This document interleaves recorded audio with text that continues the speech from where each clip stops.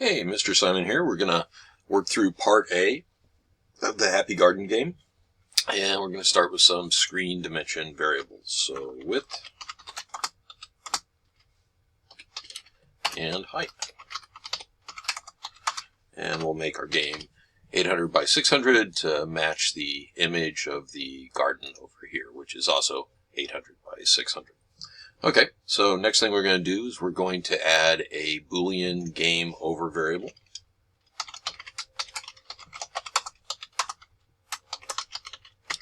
And finally, down in the draw function, we're going to replace the word pass, which is just a placeholder, with some code that checks to see if the game is not over. If the game is not over, we are going to draw a picture of the garden using a function called screen.lit, and that's going to overlay the garden over the 800 by 600 screen, and we'll put the top left-hand corner of the garden at 0, 0, and that should cover it completely. So let's run it, see what it looks like. There's our garden. Okay, and if we want to see the full thing, got to drag it out here to see. Even then I can't fit it here because I've made the screen a little bit bigger so I can show you the code. But anyway, we're up and running. Next we're going to add the cow. So we're going to come up here for the actor variables, and we're going to make a cow variable and initialize it as a new actor using the cow artwork. Now notice in Python I can use double quotes or single quotes. It doesn't matter. Python doesn't care. All right, so here's my cow picture, the cow with the watering can. So, and then I want to position that cow. So I'm going to position it down and to the left. So we'll go 100 to the right and 500 down. So it should be on the bottom left of the screen. Okay. And then we're going to want to draw the cow. So down here, after I draw the garden, I'm going to draw the cow on top of the garden with cow.draw. And let's run it, see if we can see our cow. It's hiding down here somewhere. I might have to zoom out a little bit to see it. There's our cow with the watering can. Again, 100 to the right and 500 down. Now we're going to want to move the cow. So we're going to go to the update function, and update is down here, almost all the way to the bottom. Let's zoom back in here so you can see the code. Let's try that. How does that work? No? Well, okay, here we go. So I'm going to replace the word pass with a label to label the game over variable as global, and then an if statement that checks to see if the game is not over. If the game is not over, I wish I could, there we go, kind of get this a little bit bigger.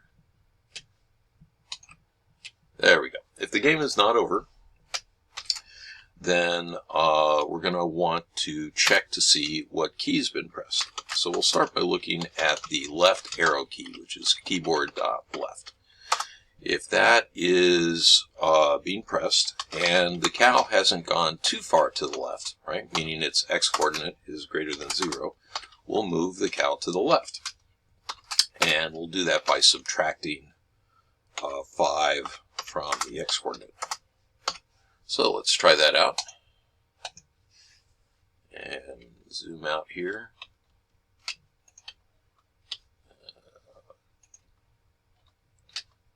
And there's the cow. Okay, so now if I press the left arrow key, I can move him over till his center, his 0, reaches that position 0 on the screen. So if his x-coordinate, hits 0, then the cow won't move. So we'll do a similar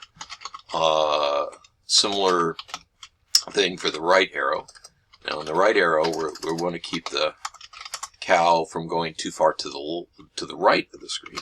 So as long as the cow.x is less than the width of the screen, then we'll make the cow's x coordinate bigger by 5.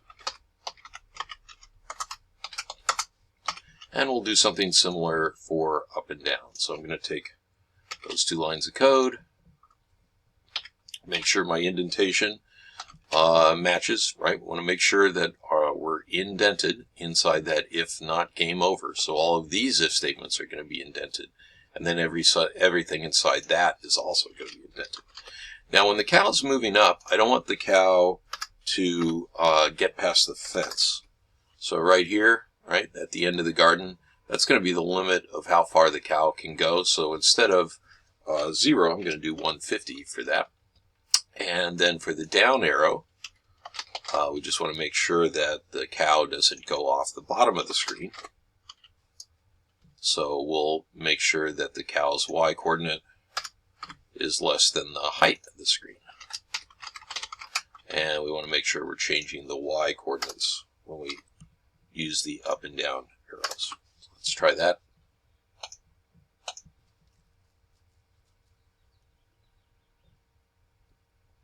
And let's see if we got any error messages down here.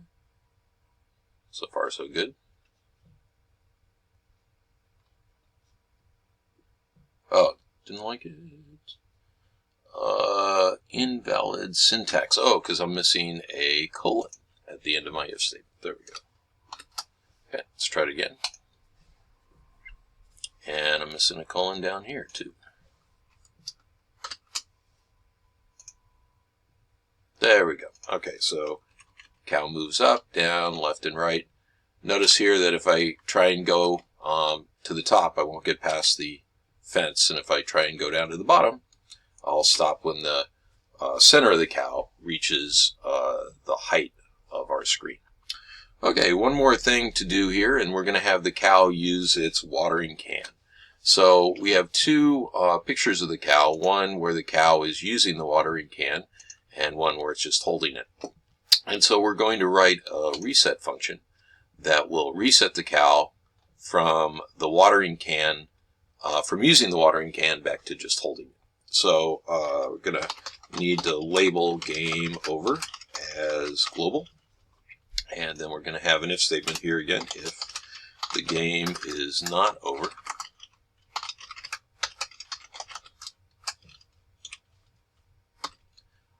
and if the game is not over, we're going to check, we're going to reset the cow's image to the original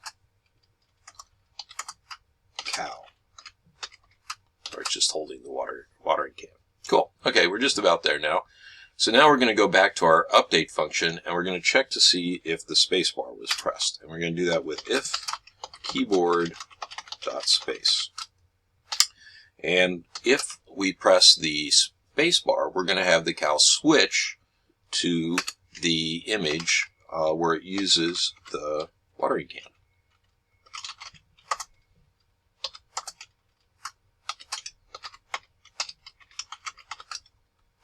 Okay, and then what we want to do is we want to schedule a clock to switch it back. So it's going to be clock.schedule, and we're going to call the reset